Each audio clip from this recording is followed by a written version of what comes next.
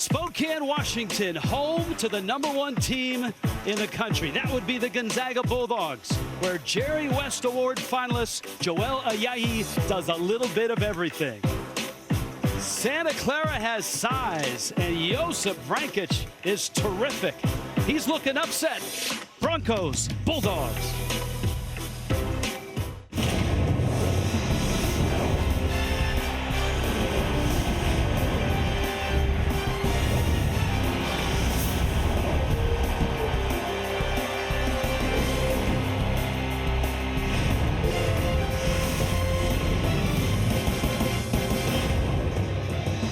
You are watching March to March, presented by Principal Financial Group. In Spokane, on the Gonzaga campus, in the West Coast Conference, the Broncos of Santa Clara and the #1 team in the country, the Gonzaga Bulldogs. This is the last week of the regular season in the West Coast Conference. This is the 9th straight conference title for the Gonzaga Bulldogs. Hi, everybody. I'm Rich Welts, along with former All-American and Gonzaga great Dan Dickau. And here we are. Here is Gonzaga. This close, Dan, not only to a NCAA #1 seed, but to a perfect season. You know, every team this season has had challenges and obstacles due to COVID. Gonzaga has met them all head on, and they are staring down a potentially historic season. Santa Clara is staring down 3 top players, not just for Gonzaga, but in the country. These are the guys that get it done. Drew Timme has been incredible inside. Corey Kispert from the outside. And Jalen Suggs, the freshman, has been dynamite. Dan Dickau, how do they get it done? Well, they have such a good inside-outside attack. They can also score in transition in the half court. But it starts on the interior for Gonzaga. Drew Timme does a great job running the floor in transition, sealing on the low block, whether in transition or in half court. And then Corey Kispert does a tremendous job moving without the basketball, getting in the vision of teammates, whether they're screening or creating opportunities off the dribble. And he's got one of the silkiest strokes in all of college basketball. Defensively, they really get after you at that end of the floor. And Jalen Suggs, as a freshman, is one of the best at creating offense from his defense. Herb Sendek and Santa Clara had a breakthrough last year, 20 wins. This year they've had COVID issues. They are big and talented, and Josip Vrankic is one of the best bigs in the conference. Well, Vrankic has been a tremendous foundational piece for Herb Sendek in his early tenure at Santa Clara. He can score from the inside, he can score from the outside, he can score with either hand on the block. He leads the league in double-doubles as well as rebounds per game. Gonzaga must do a nice job on him tonight. Last week in the West Coast Conference, Gonzaga is home. Gonzaga is #1. Santa Clara pays a visit. They'd like a piece of the Bulldogs.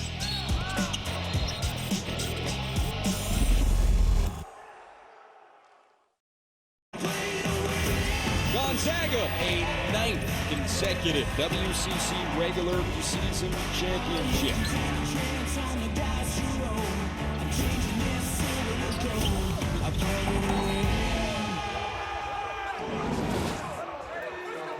Not a blemish on this season for the Gonzaga Bulldogs. Santa Clara and Gonzaga getting ready to tip, and a resume that includes a ton of huge wins for the Bulldogs. The Broncos and Herb Sendek have been affected by COVID, maybe more so than most teams in the country. They had to play in Santa Cruz for 2 months. They had a COVID shutdown. 20 wins last season. He's done a nice job of reviving things at Santa Clara. And they've played 3 games since coming off a pause.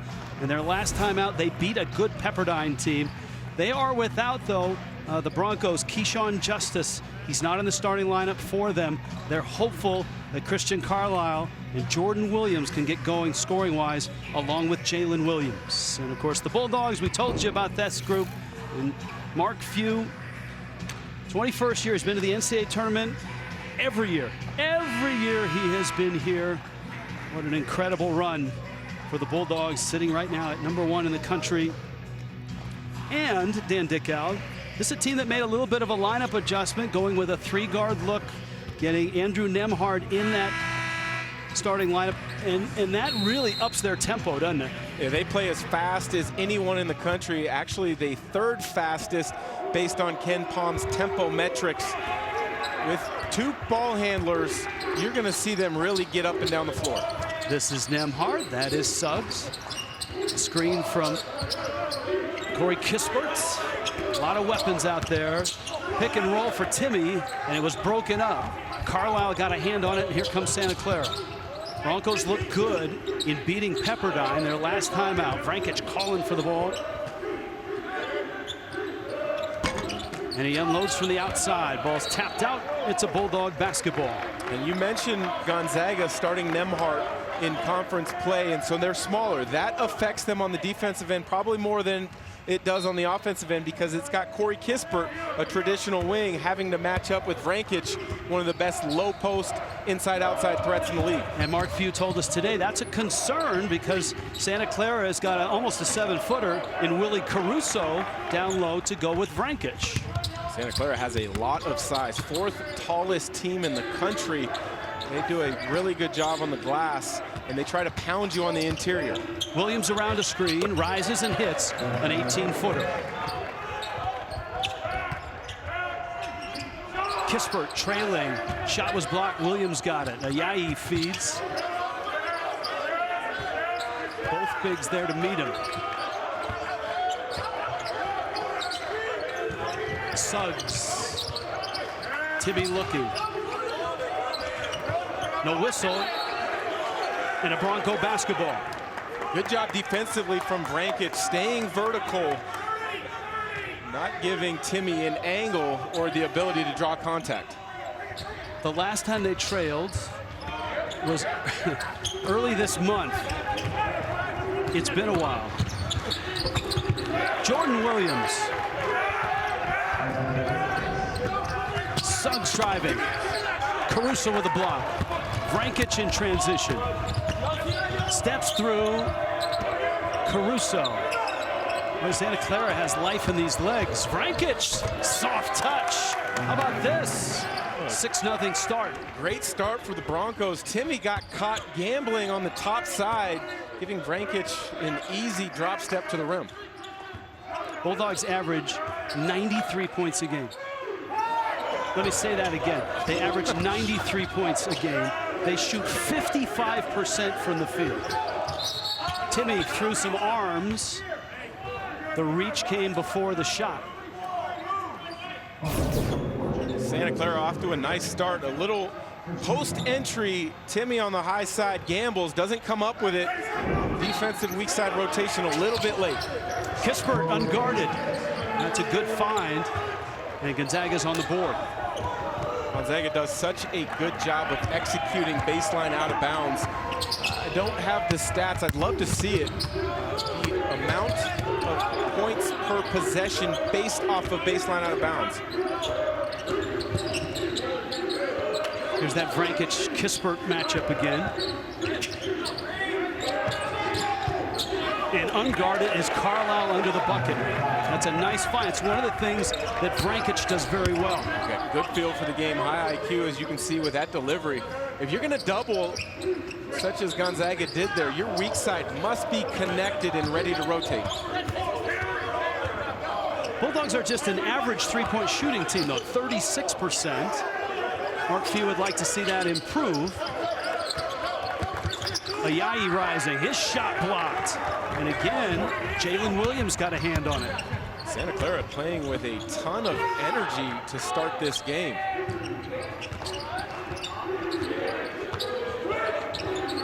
Williams, little head fake, and a three. 11-2 start by the Broncos.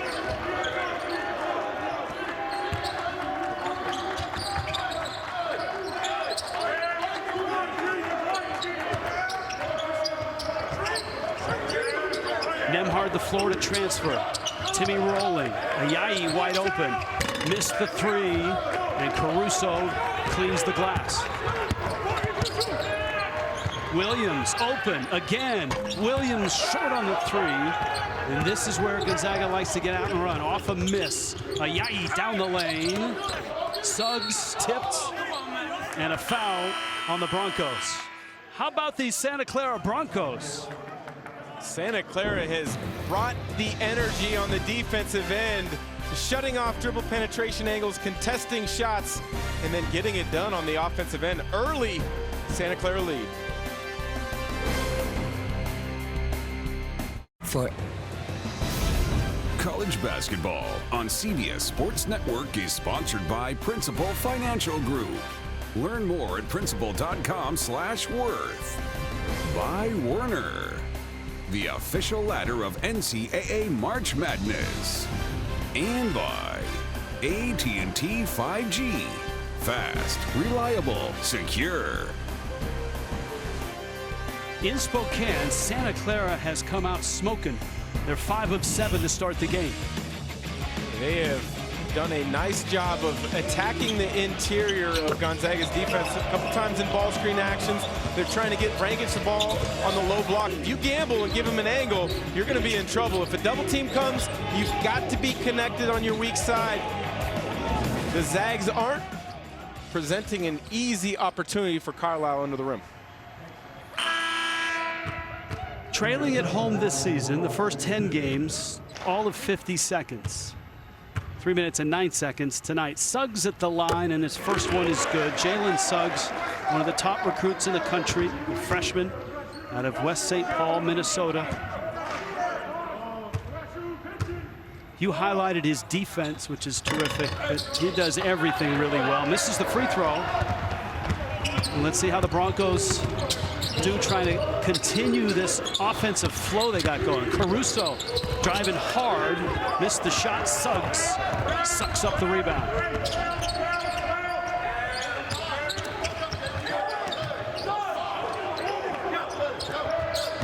Suggs penetrates, can't finish, tips it. Timmy lost it, got it back. He's a lot stronger, Dan Dickow, than people realize.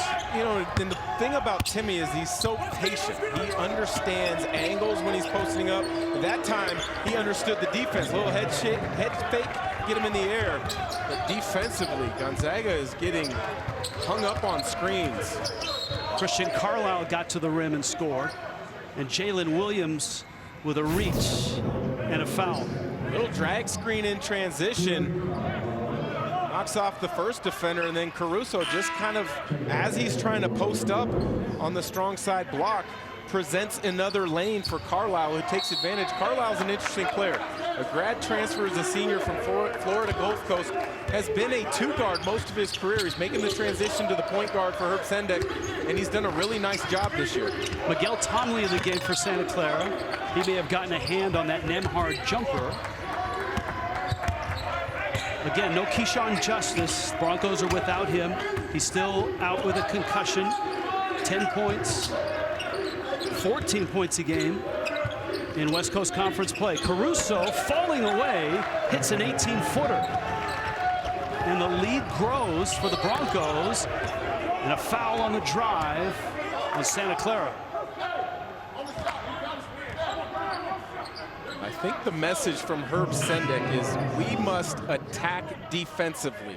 We must, anytime there's a dribble penetration opportunity from Gonzaga, we must converge, contest with our size. Don't worry about fouls. We've got enough depth with our interior.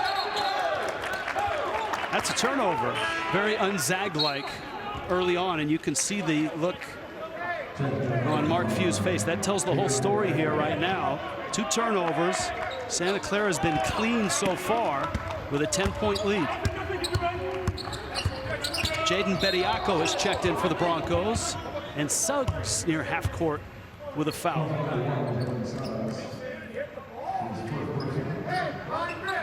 You know, you talked about energy for Santa Clara, and I'm telling you, they're just happy. Herb Sendek is just happy to be able to practice at home and play games.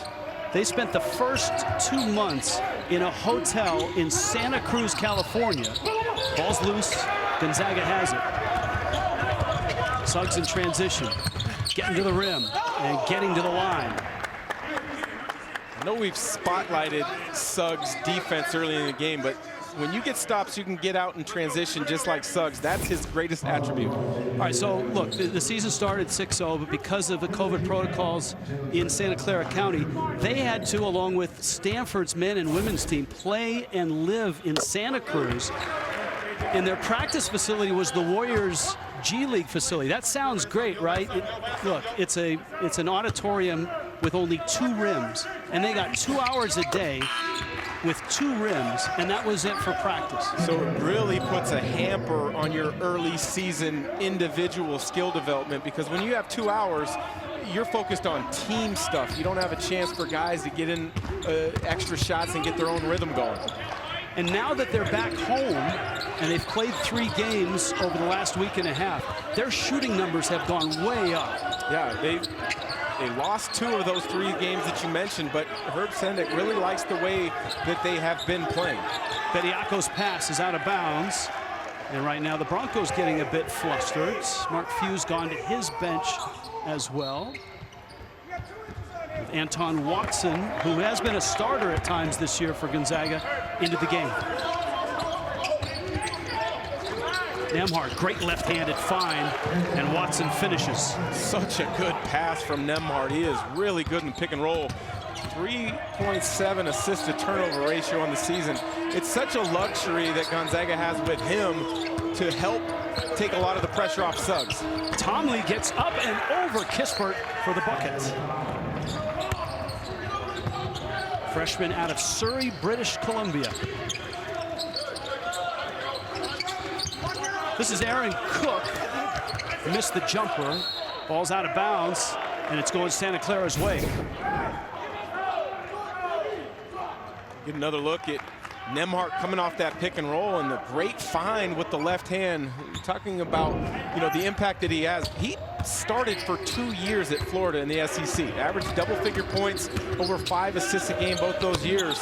Gonzaga didn't know if he was going to be eligible until right before the season started. Tell you what, Christian Carlisle is really playing well right now. The transfer from Florida Gulf Coast, who's made the transition to point guard. He was a shooting and a scoring guard there. That bucket stretches the lead back to 10. Ayayi bangs home a 3. But again, it's Nembhard in pick and roll situations. Just gets an angle on the defense where it forces help side to commit, and then he finds the open shooter in Ayayi. I mean, we're guilty of doing the same thing. You focus on Suggs, Kispert, and Timmy. But you got to realize that Nembhard, Ayayi, Watson, Cook, there are guys off this bench and off the radar. Obviously, Nembhard and Ayayi are starters that are very, very good players and huge contributors to Gonzaga's success. Absolutely. Timmy and Kispert and Suggs rightfully get a lot of the acclaim, but the guys that you mentioned, Ayayi and Nembhard and Watson, they do so many little things that don't get noticed in the box score to allow those other 3 to really, really impact the game. 7-point Santa Clara lead. If you're just joining us, we're 8 minutes in Spokane. Williams, shot clock down at 2. Caruso, offensive foul. And a nice job by Aaron Cook to draw it. Herb Sendek and Santa Clara on the road and on top. That's right, by 7.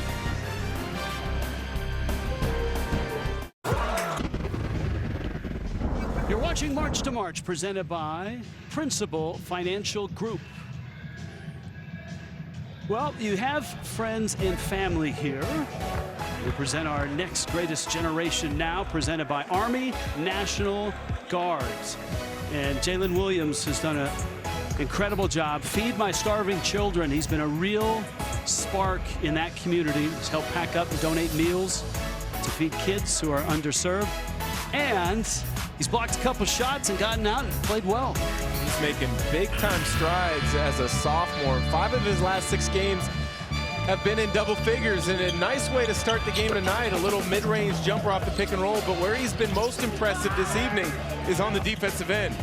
2 early blocks coming in different situations. The first, slide your feet, stay in front, contest, and the second, in defensive recovery. Santa Clara on top. They're 9 of 12 from the field. And the Bulldogs who shoot well over 50% from the field per game, are 4 of 14. Cook driving and finishing. Gonzaga went back to continuity ball screen action. Get that ball moving side to side. Santa Clara's bigs aren't the best defensive laterally with their quickness. Make them guard. Good shot fake by Tomley. Finds Williams for 3. Missed it. Suggs. All these Gonzaga guards can rebound. Kispert can flat out shoot. And he drills a 23-footer. That is vintage Gonzaga this season. Suggs pushing in transition and finding Kispert for a trail 3. Suddenly that 10-point lead is melted to 2. Bediako is held by Timmy.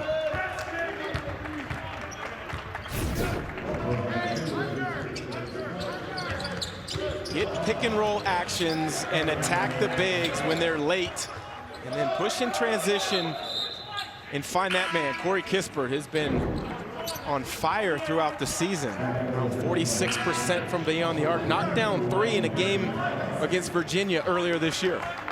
Vrancic and Carlisle back in for Santa Clara. Carlisle to trigger it in. Vrancic very crafty, excellent vision. Tried to get the foul, tips it, got it back, sends up a 3, and missed it. Good no call by the official there with Vrancic trying to use a trick that will work in the NBA, but not in the college game. Suggs, Timmy, Kispert, Cook, along with Watson, and Kispert in the lane, rises and scores. That's where his game is really expanded. He came in as a really good shooter out of high school, Kings High School, Edmonds, Washington. He's always been able to shoot it, but now he's added the ability to put the ball on the deck and make plays. Carlisle in a crowd, and Watson steps on the baseline. You know, talking about Kispert, Mark Pugh has said this guy is the poster child for player development because he has come so far from when he stepped on this campus 4 years ago. I mean, you look at the numbers. Not quite 7 points as a freshman, sophomore 8. A junior, he made a big jump, nearly 14 a game, but now you're talking about somebody who will be a first-round NBA draft pick, more than likely will be a first-team All-American. He has done a great job of taking player development to heart. It's a 10-0 run right now by the Bulldogs. Cook, head down, late whistle, and I believe it's Caruso with the foul.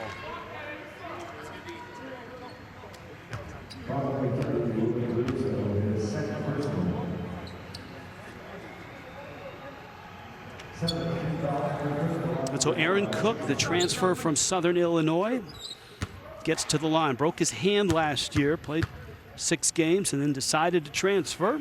That one is good. Dan Dickow, you know that's the hockey music. Saturday night, 8 Eastern, CBS Sports Network. It's got top 10 college hockey. Number 6, St. Cloud State. Number 10, Minnesota Duluth. Right here, on CBS Sports Network. And I'm such a good guy. I'm not even going to bring up the John Stockton holiday party hockey incident where Dan Dickow busted up his hand. Last time I was on skates, broke my hand at the party you mentioned, but my daughters are tremendous ice skaters. I leave it to them. They can do the Salchows, the flips, the Lutz, all that. Shot clock issue, I believe, off that miss. Shot clock off the miss was reset to 30. Of course, this year it's reset to 20.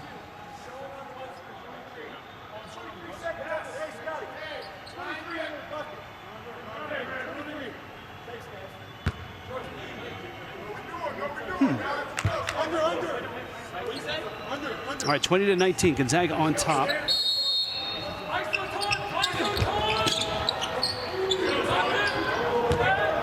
Vrancic, good cut, Williams, and a bucket. Could have been a foul as well. Cook got lost, not seeing Williams, looking at the ball, and Williams, great recognition. Your man loses sight of you, simply back cut, make yourself available for the teammate who has the ball. Cook's pass picked. Again, Jalen Williams been everywhere. Santa Clara built a couple of 10-point leads. Vrancic, Carlisle, good rotation. Jordan Williams And Vrankic hustling, gets the bucket. Timmy with the foul. And that's his second, and it comes with 9 minutes left in the first half.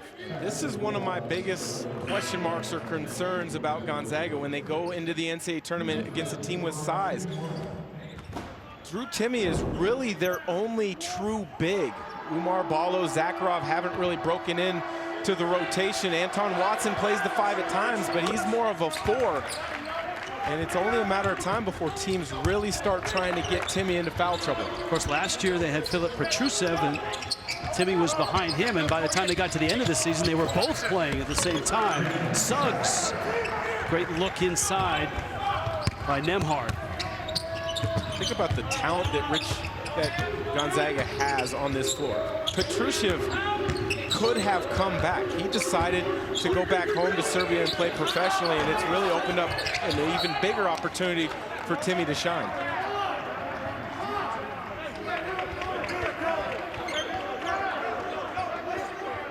Yeah, Timme, by the end of last year, looked like a starter and a star.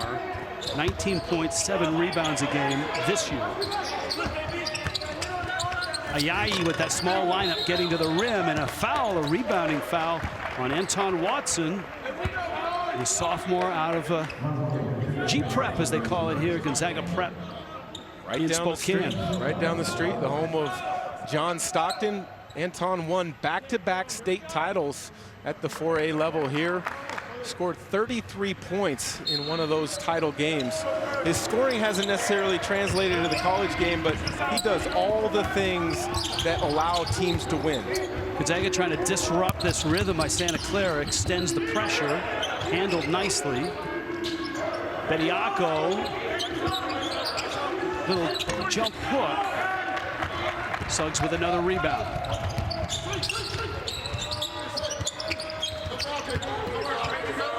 Watson.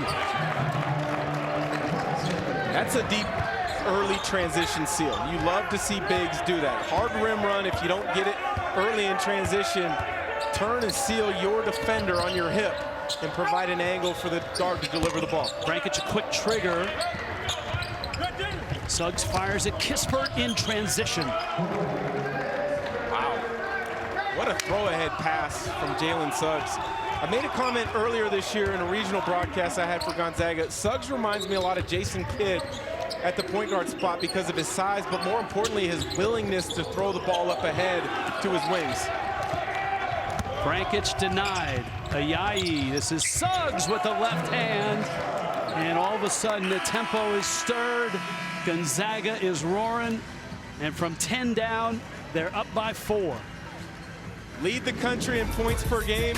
Why? Because they want to get out in transition. Deep early seals by your bigs present opportunities. And then you get your wings out, you throw it ahead, let them finish. Zags back up top. I'm a variety. Dominant seasons, perfect seasons. Can you get there and can you finish? Kentucky in 15, Wichita State in 14. Last one to do it and finish. Oh, you got to have a Kent Benson short shorts appearance with Indiana. And here are the Gonzaga Bulldogs, #1 in the country, perfect in conference, perfect out of conference with some huge wins. And remember, they beat Iowa by 11, Auburn by 23, Kansas, Virginia, West Virginia. And Baylor and Gonzaga, the only two standing with perfect records. Now, Dan, dig out very different situations. Baylor just coming off of a significant shutdown for COVID. Gonzaga has avoided that this year. Yeah, Baylor coming off, I believe it was 23-day shutdown. And we've seen this from teams across the country, the shutdown. And it means different things depending on where you are in the country and the state and local guidelines as to what you can do. That's a great point. That's a nice press break. And Williams finding Caruso for the layup. Bulldogs hot right now, off the timeout with a 2-point lead.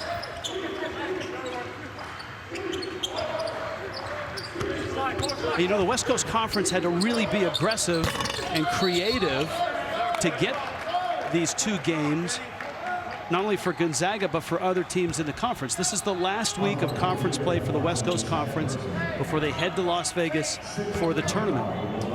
And I think that's one thing that all college coaches, as well as athletic directors and conference commissioners, have had to do is be flexible. Understand that it's not going to be perfect. You've got to be able to adjust on the fly. And they are going to say he was not shooting. Wow. I mean, he got the defender Kispert up in the air, and he was doing everything he could to get into a shooting motion. I don't know how you don't put Vrankic at the line for three. Herb Sendek not real happy. Is it a one and it is one and one. It's not two, it's 1 and 1. So he is at the line, but I thought it should have been 3 free throws. And how about a steal by Carlisle, who drives. He was going to try to throw it down with the left hand, and Ayayi would have none of it.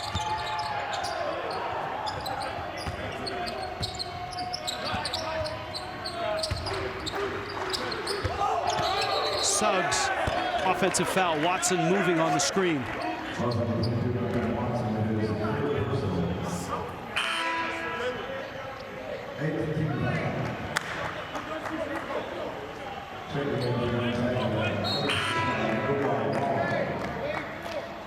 Umar Ballo in for Gonzaga. Has not seen a lot of playing time as of late. Missed a couple games with a thumb injury. He is a big freshman. Redshirted a season ago from Mali. So Caruso goes right at him, misses the hook, and Ballo has the rebound.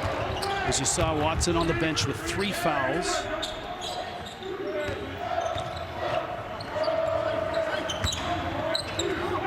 Nembhard. Nice find, but it's off of Ballo. Do you think at times, I mean, Gonzaga is so talented, do you think at times that guys are too unselfish? Not at all. I think that's one of the beautiful things about the way they play, is they play so unselfish. Guys catch the ball, hands and feet ready to make the correct play, whether it presents itself as a shot or a play for the next teammate. Caruso bangs home a 3. And that's where it's a difficult matchup for Ballo to guard Caruso, because he can stretch it a little bit out to the 3-point line. Doesn't shoot a ton of them, but he shoots it nearly 40% on the season. Nembhard hits a long 3, and the Bulldogs back up by 2. You can see a 3-point shooting.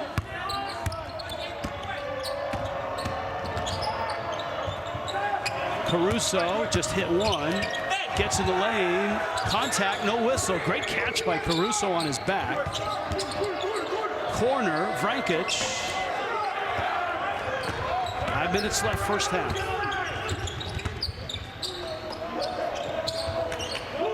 Kispert. Ayayi got a hand on it.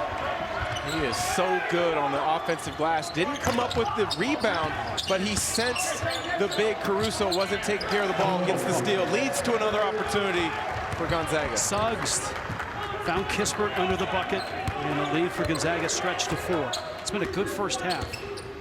Santa Clara came out hot, hit 9 of their first 12. Bulldogs down 10, reeled them back in. Rotation to Williams. That's a 3. And that's an answer, a 1-point game.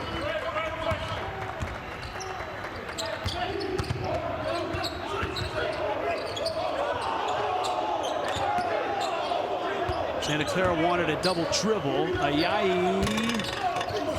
It's tipped and in, and it's Ballo.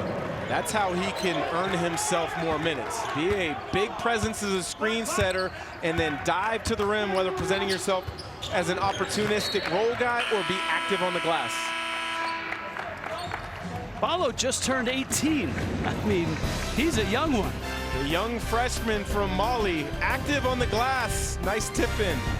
Santa Clara hanging tough.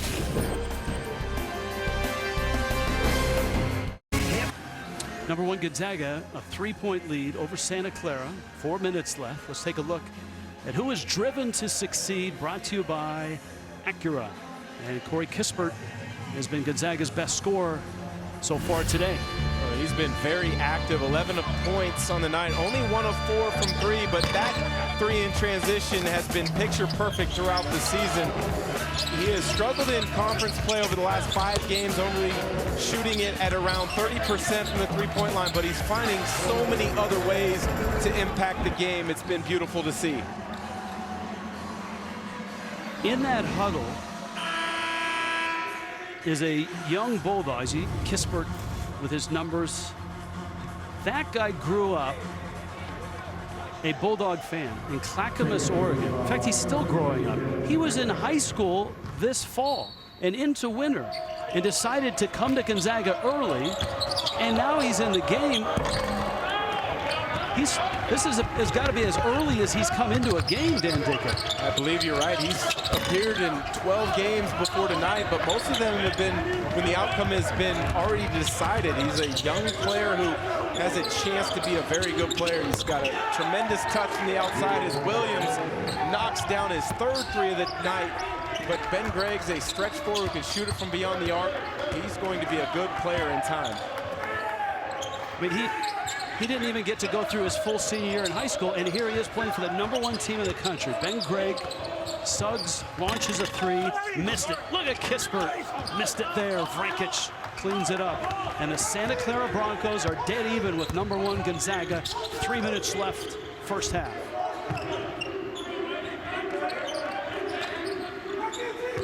This looks like a team that's just happy to be out of all of the COVID, of the 2 months in Santa Cruz, of the long pause they had in February. That one's short, and a rebound to Miguel Tomley. That's a walk.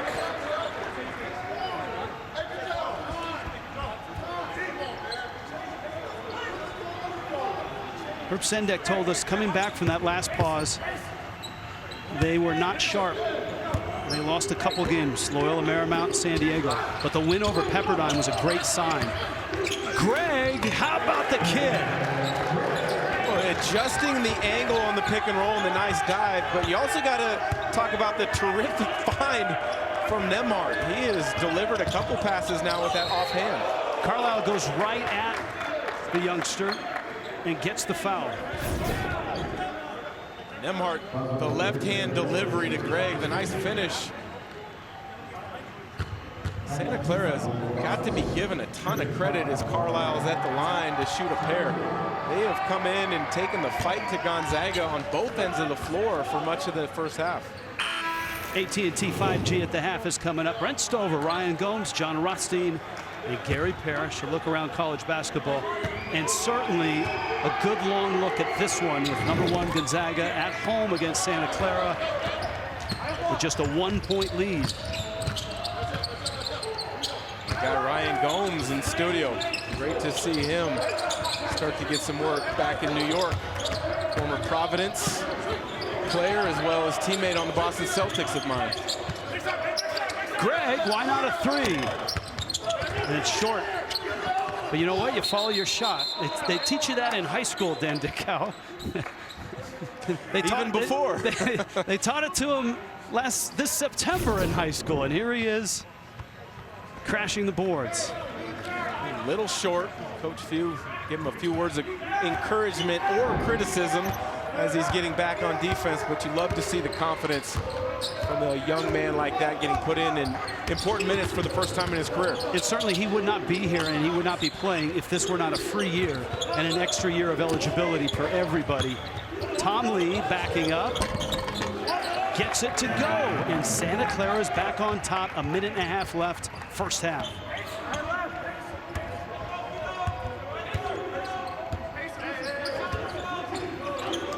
You said it right away, Dan Dickau. Energy. You felt it from Santa Clara from the start. Nembhard, that's an offensive foul. Tomley on the defense. Nembhard doesn't like the call, and Coach Few's asking for some clarification, but Nembhard gets away with a little nudge up top. Tomley maybe sells it a little bit, but you can't extend that forearm in that fashion.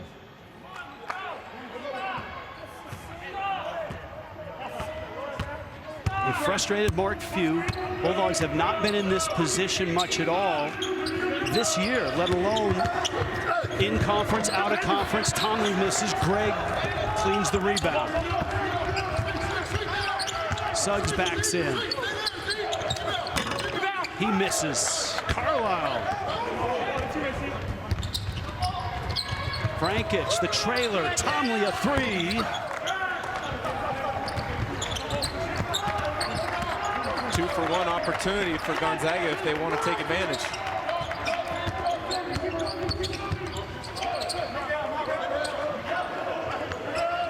Ayayi buries the three. Final half minute, first half, and a real surprise in the West Coast Conference. Undermanned Santa Clara without one of their best players, Keyshawn Justice. After so many COVID setbacks. Carlisle waiting. Frankic against Kispert. Shot clock down. Frankic got it up. The tip won't go, and the buzzer sounds. But what a half by Santa Clara on the road, where it's impossible to win, not just in the West Coast Conference, but for anybody that comes to Spokane. You're right, Rich. A difficult place to come in. Santa Clara, great job on the defensive end, making things difficult. Back to New York after the break. Brett Stover will be there, AT&T 5G at the half. You're watching March to March, presented by Principal Financial Group.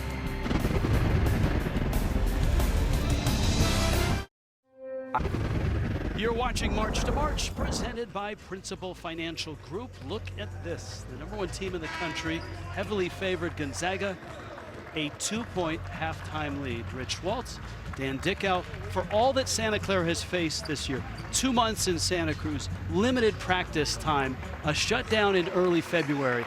Here they are, Dan Dickow, 2 points away from the #1 team in the country. Well, when you play with an energy and a focus the way they did in that first half, you're going to have a chance to compete and stay in ball games and maybe come up with the upset. But Gonzaga got it together down the stretch of that first half and started playing much better. We are distanced, by the way. It's an optical illusion the way we're standing. Now, for Worth a Watch, brought to you by Principal Financial Group. What did you see in this first half, Dan? Well, Jalen Suggs is hunting a possible triple-double. Gonzaga's had one in the history of their program from Joel Ayayi earlier this season from Portland. But it's only a matter of time if Suggs gets one, if he stays for longer than a year. He's been great in getting others involved. He's found opportunities for himself, cutting away from the ball and in transition. Remember, Santa Clara hit 9 of their first 12 shots. They were up 10. Gonzaga went on a 19-5 run. But the Broncos had an answer to that run by Gonzaga and are down by just 2. Well, a big part of that answer was getting Drew Timme in foul trouble. Only played a little over 8 minutes, picked up 2 quick ones. He sat the rest of the first half. Santa Clara will be interesting to see if here in the second half they quickly go at Timme and try to pin a third foul on him. And can they bring the same energy they had in those first 5 minutes of the first half?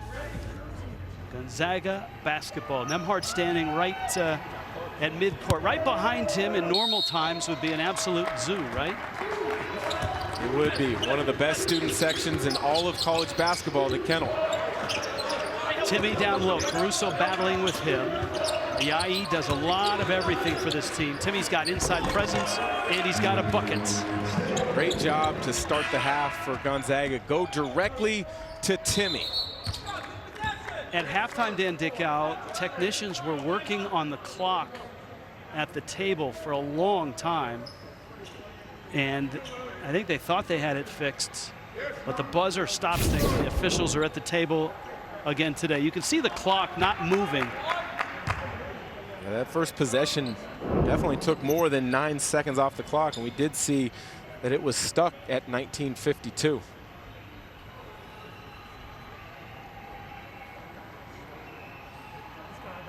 They do have some crowd noise in here, and they actually have people in here. The Bulldogs and Mark Few very happy that friends, family members are able to come and watch the game. Really close family members. There are cheerleaders here as well. The Timmy family is here. Now Santa Clara, their first possession, second half.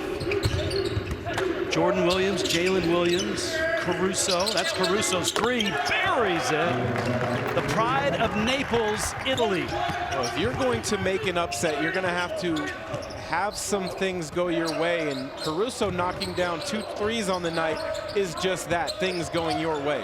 Caruso has 10. Jordan Williams with 13 leads Santa Clara. Timmy really trying to get position. Ayayi wraps the pass around, and Timmy gets in and is fouled. And away from the play, Christian Carlisle is down and holding that left shoulder. And he is a valuable member for Santa Clara. And you can see the reach, and maybe it's a grab there in the elbow area. He's holding the shoulder as well. Herb Sendek is out to look at him.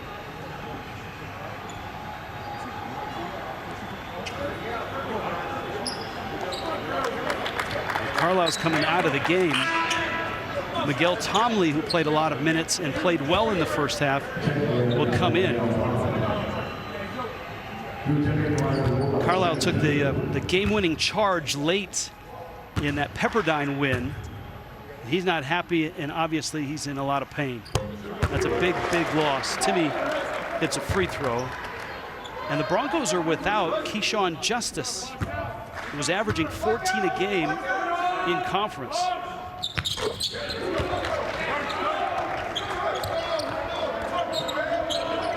Timmy had 4 quick points here in the second half, and Gonzaga, a little 3/4 court pressure. Try to speed Santa Clara up just a little bit, make non-ball handlers make decisions. Caruso misses the three. Kispert transition off the rebound.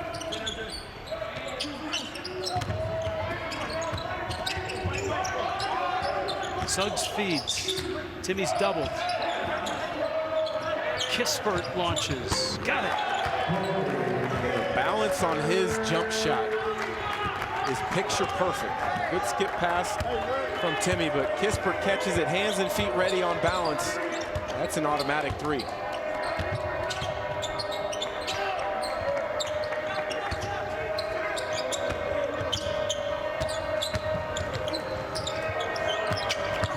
Williams got loose.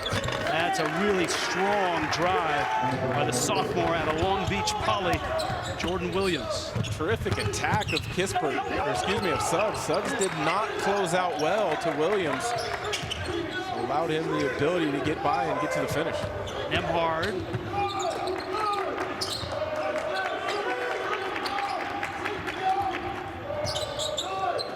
Broncos have had a nice night defensively. Timmy.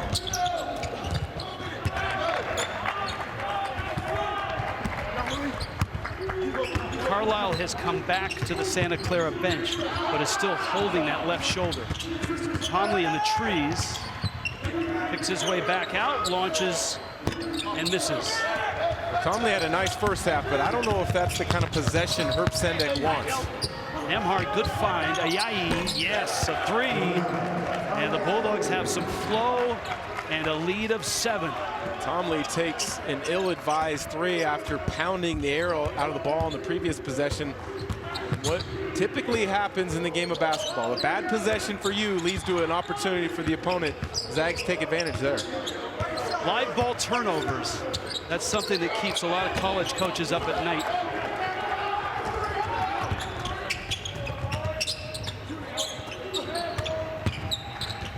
Kispert, yes. Corey Kispert got in, and Herb Sendek has got to be a bit concerned. He may want to take a timeout, and he does. He's lost his point guard, and right now, he doesn't want to lose this game. Gonzaga has pulled back to a 9-point lead. Starting to create some separation. Ayayi from deep, and then Kispert. attacking after the ball reversal. Zags starting to pull away.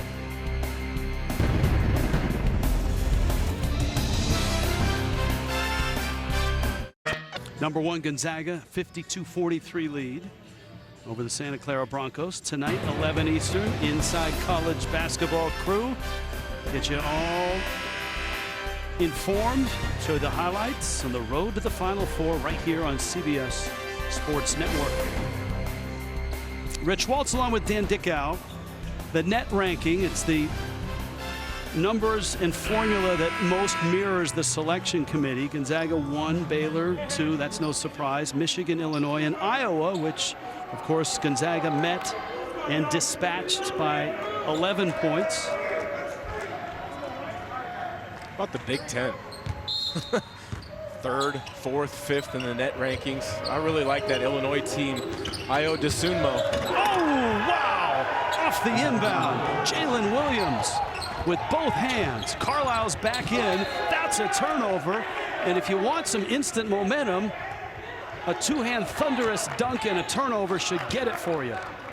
He's been quiet offensively outside of the first bucket of the game. He's been great defensively, but great recognition on the back cut, and Gonzaga fell asleep on the weak side. Williams is feeling it. He misses the runner. Timmy has the rebound. Bulldogs want to push in transition. Timmy down the lane, lost it, or rather Kispert lost it, and that's a turnover. Back-to-back possessions from Gonzaga resulting in turnovers in transition, something you typically don't see. They want to play with great pace, but they take really good care of the ball. Christian Carlisle, who hurt that left shoulder. Caruso going right at Timmy and scoring. This guy, this junior, 6'11", out of Italy, he's smooth. Willie Caruso. He was hurt much of last year. He's an impact player when he is healthy. You can see Santa Clara wants to go at Timmy and try to pin that 3rd foul on him. Foul on Tomley. Santa Clara won't go away, Dan Dickow. On the offensive end, if you are denied, simply back cut. The delivery, the finish over the top. Santa Clara making things interesting in Spokane. You're watching March to March, presented by Principal Financial Group in Spokane. Tight ball game and a surprise. Number 1 Gonzaga, a 5-point lead over Santa Clara. How many streaks does one team need? 26 straight wins, the longest in the country. 49 straight at home. They're one shy of the school record. 19 straight by double digits as an AP number 1. And 17 straight conference wins, second longest going in NCAA basketball. They were down 10 a couple of times in the first half. Gonzaga was. Had a 2-point halftime lead. And Suggs will inbound. Timmy, who sat a lot in that first half with 2 fouls. Trying to put his stamp here on the second half. Suggs, that is a charge. Easy call from the baseline official. Vrancic was clearly outside the charge circle and was waiting on Suggs almost from the point of the catch. That's one of the things that Suggs will need to continue to work on. He is so explosive, and he's wired to attack the rim. He's got to do at times a better job of reading secondary defenders. Santa Clara is the type of team, and I think you'll see this in a lot of conference tournaments, who hasn't had a great season, but with all that they've had to overcome, they're finally starting to play like they should be playing. Caruso from Vrancic missed the shot and then collapsing in a heap. Kispert.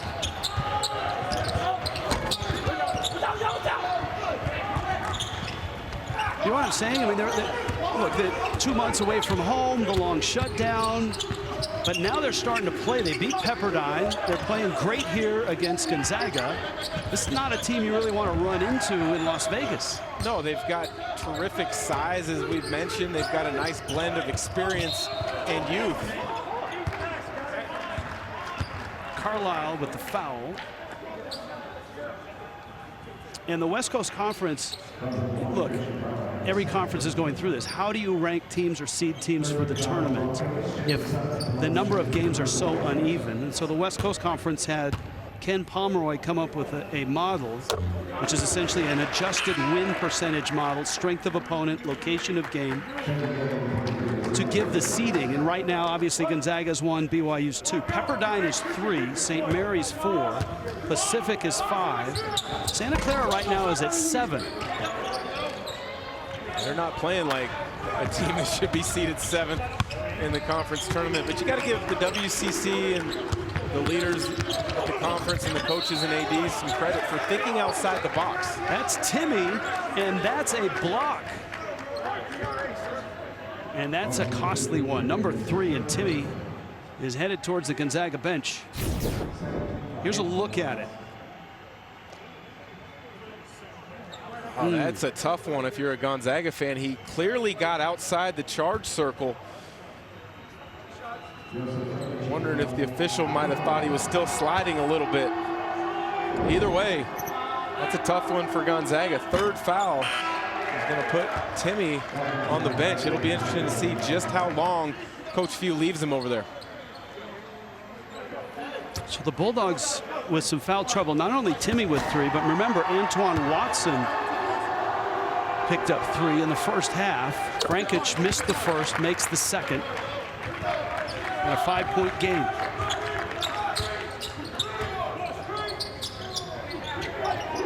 Watson's back in.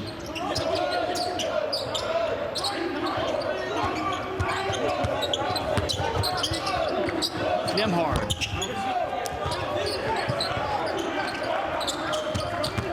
Ayayi is such a good rebounding guard. He's one of the best in the country.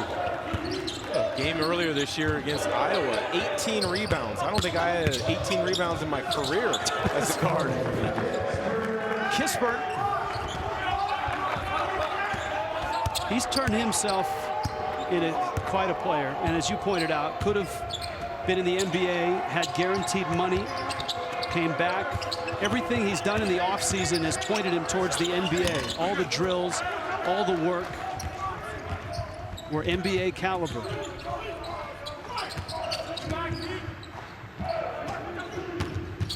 Nembhard kicks. Ayayi shot fake. Oh, wow! Slicing up the defense on the dribble penetration. Joel Ayayi, the Frenchman. A terrific finish. Mark Few said today, this is the guy that people overlook. Ayayi is so key to them defensively, rebounding, passing, scoring when they need it. Tug of war, and Ezekiel Richards missed. Williams on the other end with an emphatic block. 3rd block on the night, but to stay on the topic of Ayayi, you know, people are talking about Suggs and Kispert at the next level in the NBA, and rightfully so, but I think Joel Ayayi might have the easiest transition of all the potential NBA players from Gonzaga's roster, because he'll just fit into a similar role, kind of the do-everything, kind of multi-skilled Swiss Army knife type of player. Jordan Williams hits another 3. He's hit 4 of them, 18 for Williams now. Santa Clara is down by 6. Jalen Suggs getting a look. I don't know if there's blood involved.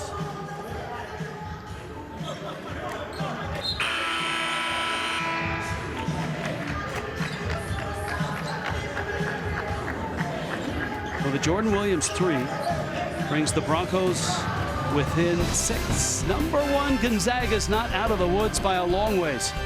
A lot of time left here in Spokane.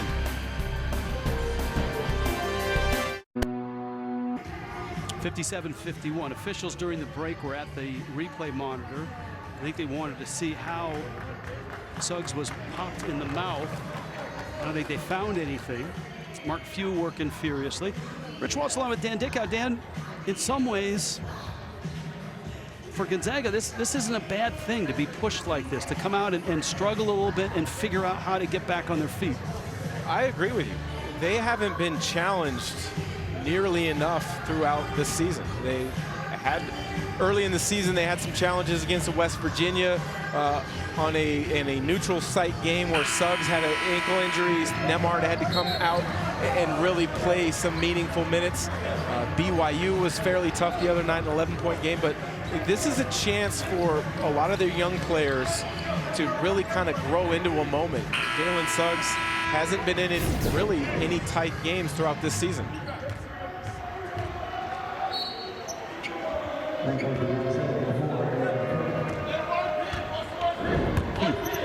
All right, Gonzaga with the basketball.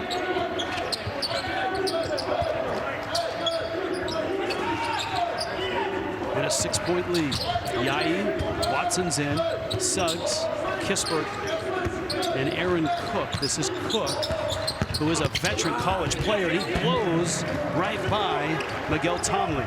Talk about quickness. Wow. A great game on the road down in LA at Pepperdine a week ago with 15 points.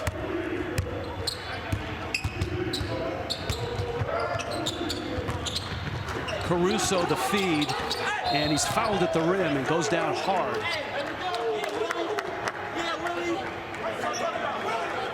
That was Suggs with the foul. Put your shoulder down, use your speed and quickness. Aaron Cook gets himself to the line, excuse me, to the basket for an easy 2. Caruso at the line for 2. Watson got caught gambling.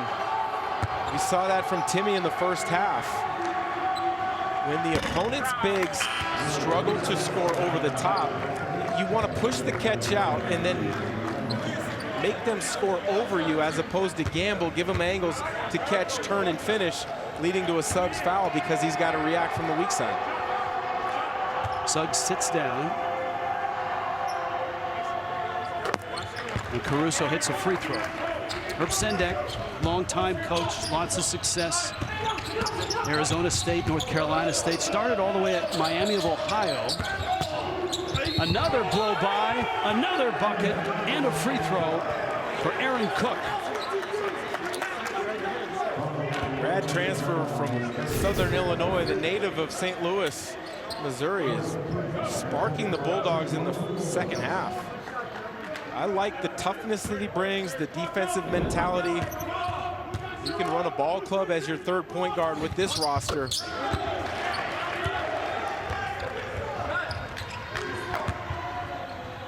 Bulldogs extend their lead now to 10. And they extend the pressure.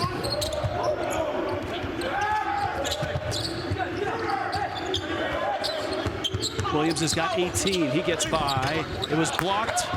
Watson got just a piece of it. Cook walked, but no call, and then fouled as he rolled up on Tomlin.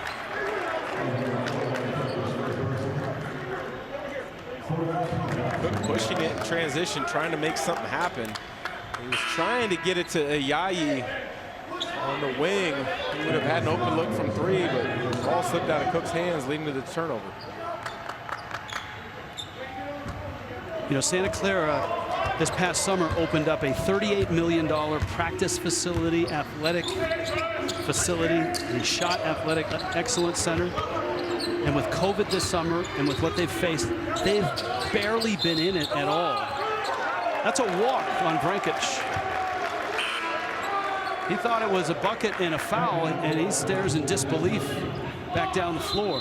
He has struggled tonight. We spotlighted him early on in the open. Leads the conference in double-doubles, over 15 points a game, but 2 of 11 from the field. That didn't look like much of a travel to me. 10-point lead, Nembhard around the screen. Yayi, good rotation. Kispert is deadly from there, and he misses the 3. Caruso with the rebound. That was the cruelty of going to Santa Cruz and the shutdown, is they never got to go in their new practice facility for like 4 months. Williams, that's quite a move. That is quite a move. And with the left hand, draws Santa Clara closer.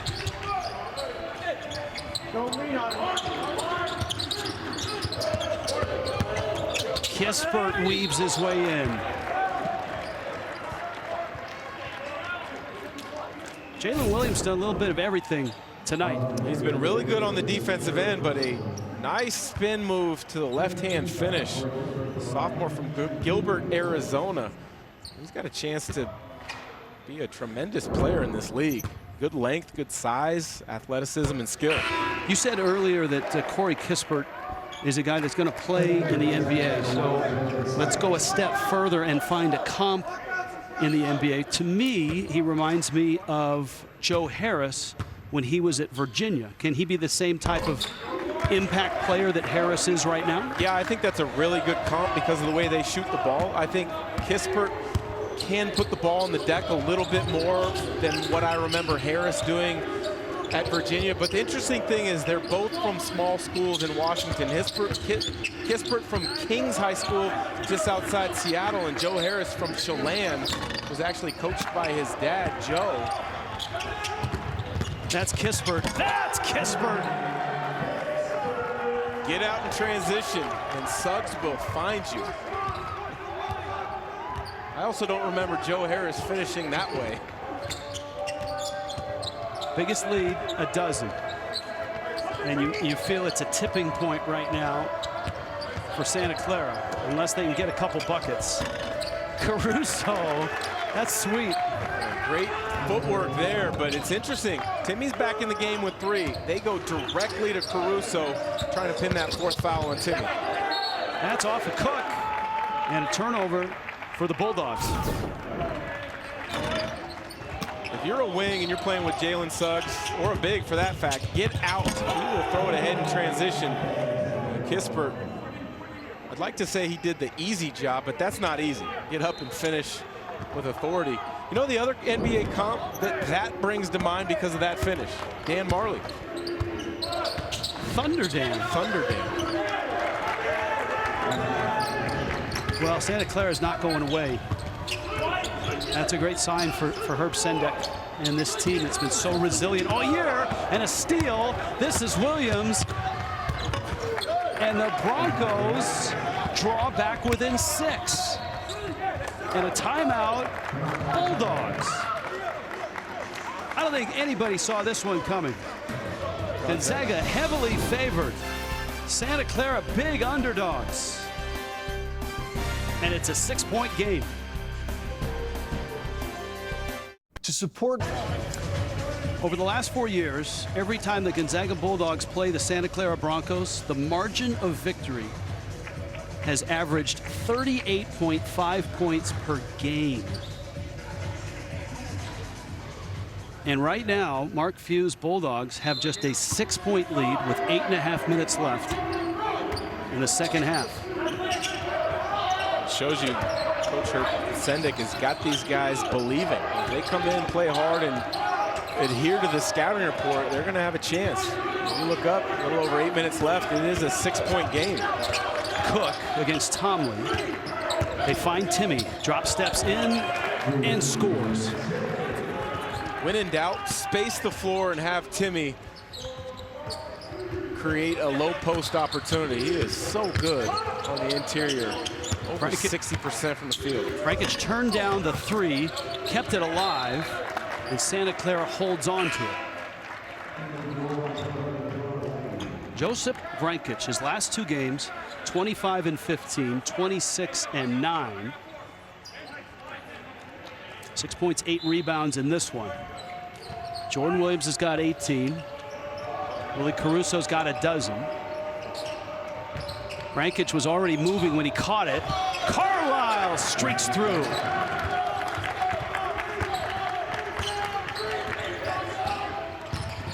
Back to 6, back to Timmy, bucket, free throw, and a timeout.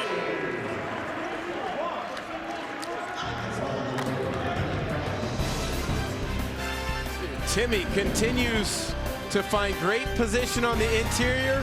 The use of the great footwork, maybe got away with a travel, doesn't matter. They'll be at the line when we come back.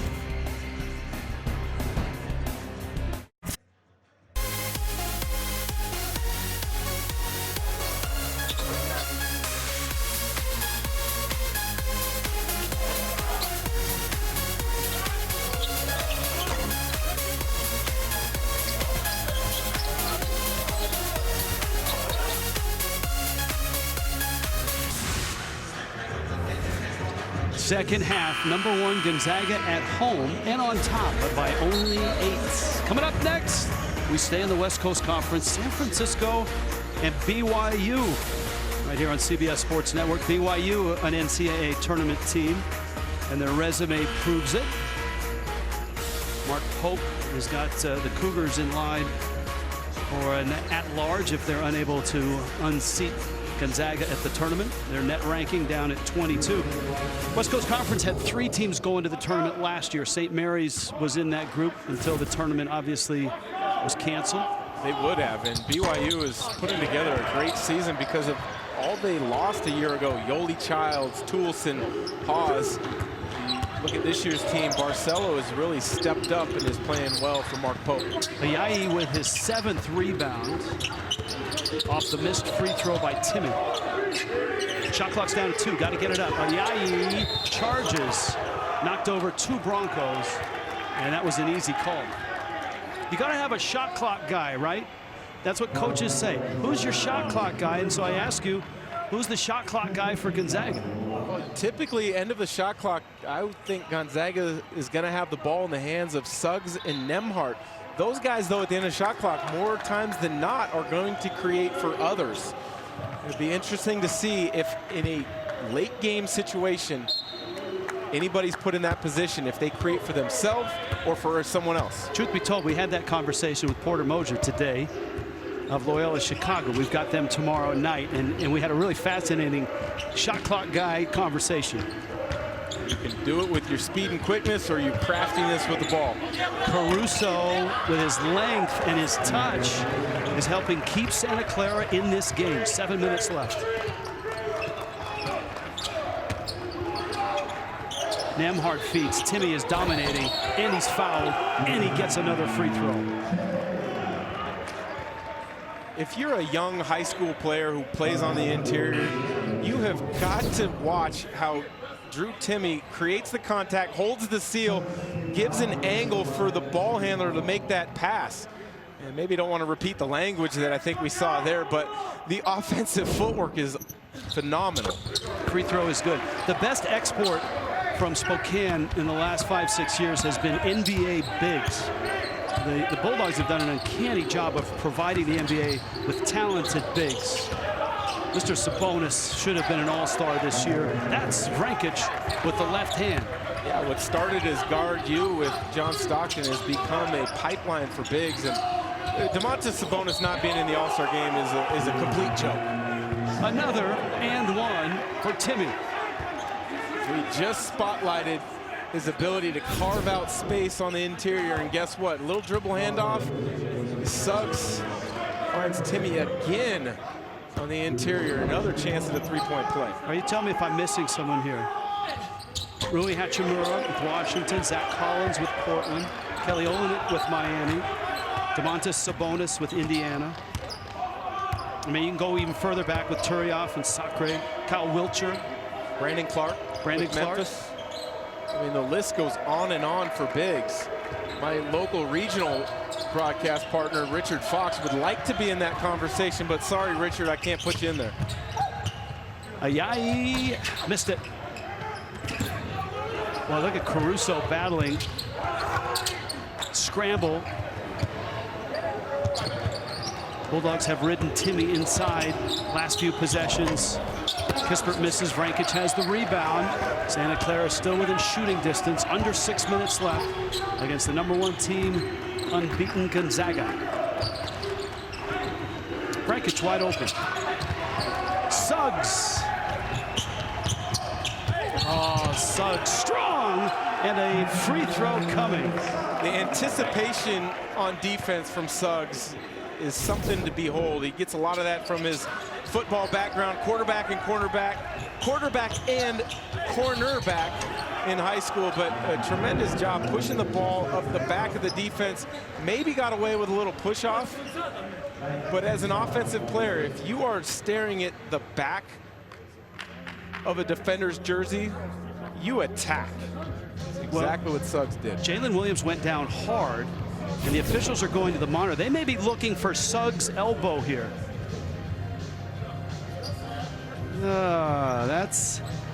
Now there's definitely contact, but did he do it in the context of a shot, or was he trying to clear the way? I think, as most good guards are taught, you go create the contact and close the space for someone to block your shot, which Suggs did there. I think what the officials are looking at was there maybe is something a little bit extra. It's hard to say. We'll get an answer in a second, but you're right. Suggs is you were touching on his football experience. He was highly recruited as a quarterback and a defensive back as well. Wanted to play basketball. And Minnesota, that area, that St. Paul, Minneapolis area, has produced a ton of great talent over the last couple of years into the college basketball world.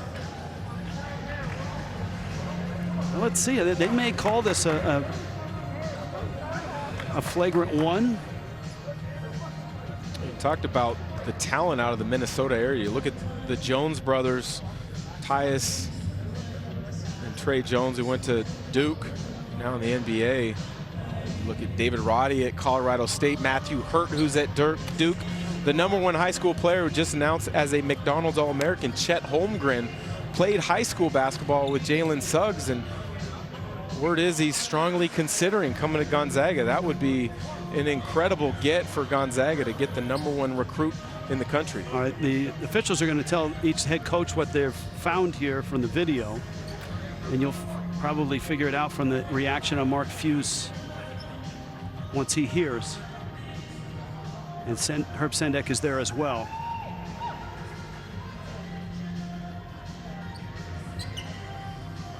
There was contact. Suggs did extend the arm. And from Fuse's reaction, I don't think he's real happy with this. So I'm guessing that it must be a flagrant one where 2 free throws will be awarded to Santa Clara and the ball, but Suggs will have a chance to finish his 3-point play opportunity. So the flagrant one comes after the foul. And Suggs gets a free throw, and then Santa Clara comes down to the other end. And now Santa Clara.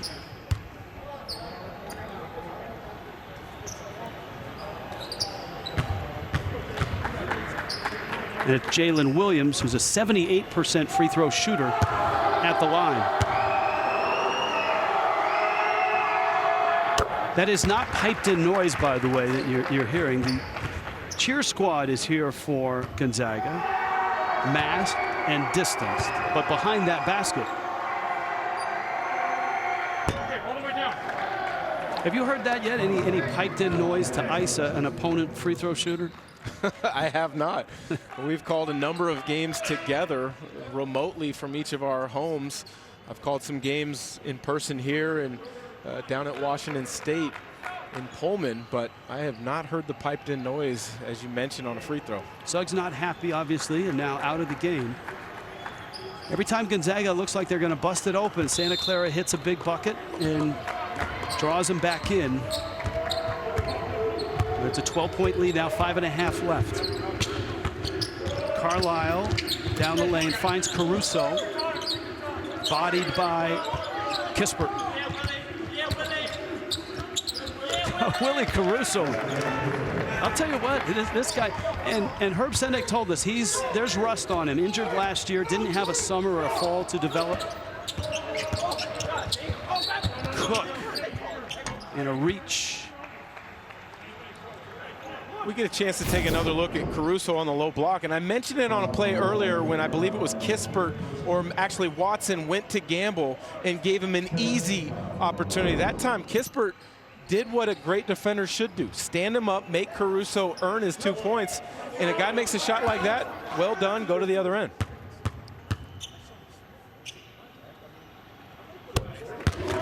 Cook's free throw is good.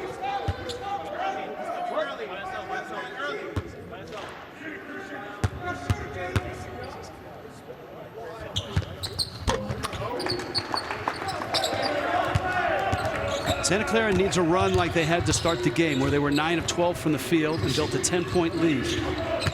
Jordan Williams kicks back out. Caruso.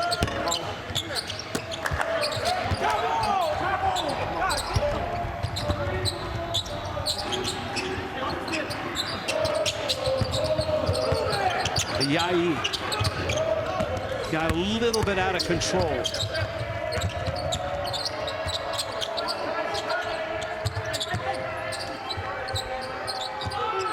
Jalen Williams to Jordan Williams. Well, they got Vrankic with the smaller Nemhard on him. They couldn't find him early enough. Got to take a dribble when you do that.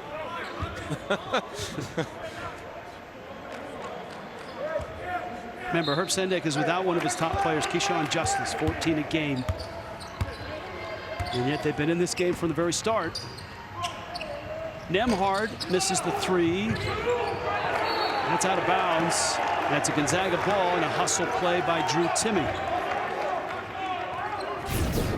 You know, everybody talks about nationally the skill of Timme, the skill of Kispert and Suggs.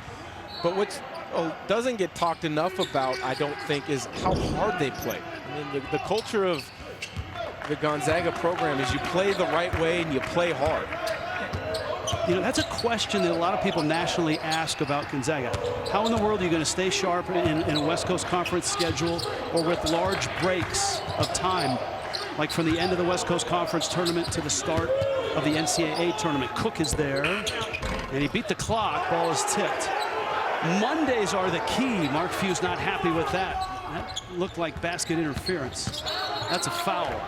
Mondays here in Spokane is when it really gets intense in practice, and that's how Mark Few keeps an edge with his players. The ones go on ones. I mean, it's Suggs against Nemhard. It's Kispert against Ayayi. That should have been 2 baskets.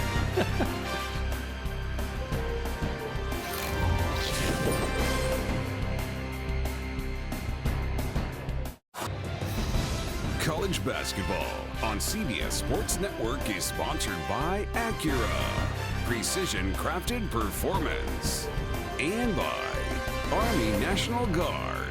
The next greatest generation is now. That's inside the Gonzaga practice facility. Mark Few says during practice he'll look up there, and that's the guy when he looks up there. He says, I find myself looking at Sabonis a lot just because of how he developed and where he is now and what he's doing now in the NBA. Should have been an all-star. It's time to step up your game. Brought to you by Werner Ladder. Timme's been terrific in the second half. Was hampered with 2 fouls, so he only had 2 points in the first, but he's made the most of his opportunities in the second. 14 points here in the second stanza. And I saw Dan Dickow up there with the floppy hair on the drive. He had a nice run in the NBA, and obviously an All-American here at Gonzaga. But that's really impressive inside. Look, the practice facility here is NBA quality, but that row of NBA players, starting with John Stockton and through your era and to modern day, is quite impressive. It is impressive, and I think the most impressive thing is a lot of those guys, when they're done playing, they either move back to Spokane like myself and many other guys, or if they're still playing, as Jalen Williams knocks down the second free throw, many of those guys come back in the summer and work with the current Zags. 10-point game, and we're under 4 minutes left. Nemhard probing, Kispert shooting, drills it. Just finding open space and then catching it with your hands and feet ready. A lot of guys can shoot it, but they don't do the work before the shot presents itself. So then they have to gather, and by the time they're ready to shoot, the defense is collapsed. Vrankic against Kispert, leaning, muscling, and scoring is Vrankic. And he wanted an at-one. 11-point Gonzaga lead. Suggs, remember, left after the foul. Those are the learning type turnovers that Coach Few is trying to get Suggs to understand. It's still an 11-point game with 3 minutes left. You can't try to throw that pocket pass every time. You can't always thread the needle. It's an incredible save by Nembhard.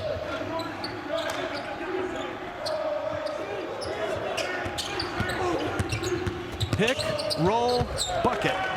And that is the time for the pocket pass. The previous possession, there was no window, there was no room. That time, a perfect delivery, Suggs to Timmy. The lead is up to 13. Santa Clara's running out of time.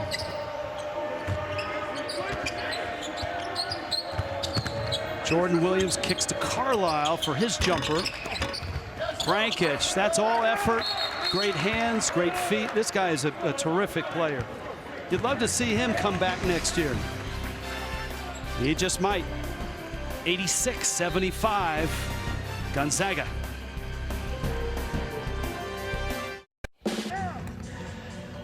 We're in Spokane. Rich Waltz along with Dan Dickow. We've given Gonzaga plenty of NBA love. But Santa Clara has something in the NBA that Gonzaga does not have. And that's a head coach. In fact, they have two of them. Steve Nash in Brooklyn, Lloyd Pierce in Atlanta, who were teammates back in the day, playing for Dick Davey. And that was quite a team. They had a great run. And of course, Nash and the Broncos taking down Arizona in the NCAA tournament, one of the highlights in school history. It was a great backcourt. I remember growing up in the Portland area, watching Steve Nash play against the Portland Pilots and thinking I could have a chance because he was similar to what the size I was going to be. Used him as a role model, a guide, somebody I could look up to and aspire to be. I had a chance to spend training camp with the Phoenix Suns and be around him. He was such a great basketball mind, teammate, and leader. There's another tie between these two schools, and it goes back a long ways, but it's two familiar names in their history. And that's Carroll Williams, a long time and very successful coach at Santa Clara, and Dan Fitzgerald. Fitz was the guy that really got things started here at Gonzaga, longtime coach, kind of planted the seeds. Dan Munson and obviously Mark Few took. Carroll Williams ran that motion offense and designed it. And Dan Fitzgerald liked it so much that he brought it here to Gonzaga. Well, you're right in mentioning that Dan Fitzgerald planted a lot of the seeds of what you're seeing now. Dan Monson, Billy Greer, Mark Few, they all worked for Dan Fitzgerald, and Monson got him the first Elite Eight run, and Coach Few has taken it to the next level. It's been amazing. Final minute and an 11-point Gonzaga lead. Did you run any motion offense when you were here, or was it just get it to Dickow and get out of his way? Well, the motion offense that you're talking about is the flex motion, and you don't see a lot of it anymore these days in college basketball. It's kind of a antiquated offense in a lot of people's eyes. You'll get a baseline screen to a baseline cut and a down screen, almost continuous screen-to-screener action. You had to have great bigs who were willing to screen as well as could step out and shoot a perimeter three if the defense collapsed. Nowadays, you see a ton of what Gonzaga and many other programs run is continuity ball screen offense. The game of basketball is built more so on spacing and pick and roll now than ever before. Timmy with a nice block. Turns down Jalen Williams. This was not easy for #1 Gonzaga. Santa Clara came out with energy, with all the hurdles that they've had to get over and roadblocks they've had to get through this year. For the Broncos to come out here and play like this is a great sign and a warning, I think, to other West Coast Conference teams when you get to the tournament in Las Vegas. Suggs.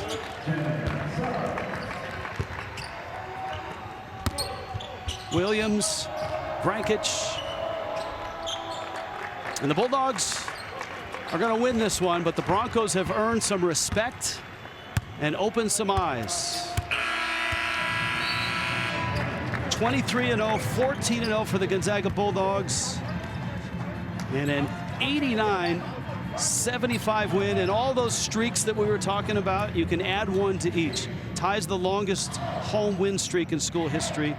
20 straight wins by double digits as an AP #1 team.